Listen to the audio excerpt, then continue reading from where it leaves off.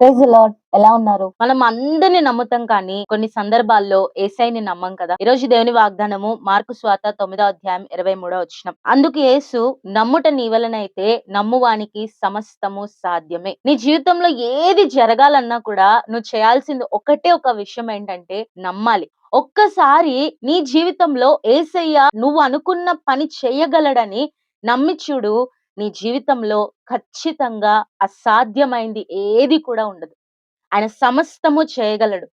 దేవుడిచ్చిన వాగ్దానాల్ని నమ్మి చూడు. దేవుడు నీ జీవితంలో ఏ వాగ్దానం చేశాడు? ఉద్యోగం ఇస్తానని వాగ్దానం చేశాడా? సంతానాన్ని ఇస్తానని వాగ్దానం చేశాడా? నీ సమస్యను తీరుస్తానని వాగ్దానం చేశాడా? అప్పుల బాధ తీసివేస్తానని వాగ్దానం చేశాడా? నీ కుటుంబాన్ని కడతానని వాగ్దానం చేశాడా? ఆత్మీయంగా కానీ, భౌతికంగా కానీ యేసయ్య నీ జీవితంలో ఏమని వాగ్దానం చేశాడు? ఆ వాగ్దానాన్ని నమ్ము. నీ జీవితంలో జరుగుతది. ఒకవేళ పైకి అది అసాధ్యం లాగా కనిపించొచ్చు. ఒకవేళ పైకి ఈ వాగ్దానం నా జీవితంలో ఎందుకు నెరవేరుతది అని నువ్వు అనుకోవచ్చు.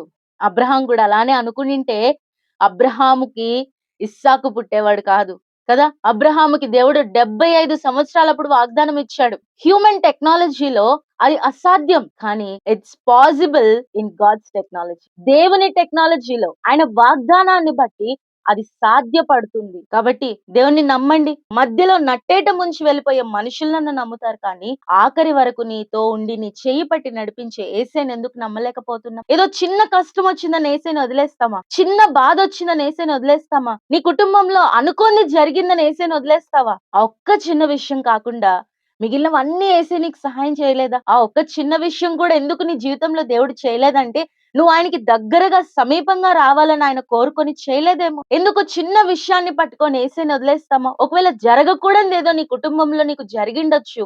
అంత మాత్రాన యేసయ్యని వదిలేస్తావా? మరి ఇదివరకంతా యేసయ్య చేసిన మేళ్ల సంగతి ఏంటి? కాబట్టి ఒక్కసారి యేసయ్యని నమ్మి చూడు.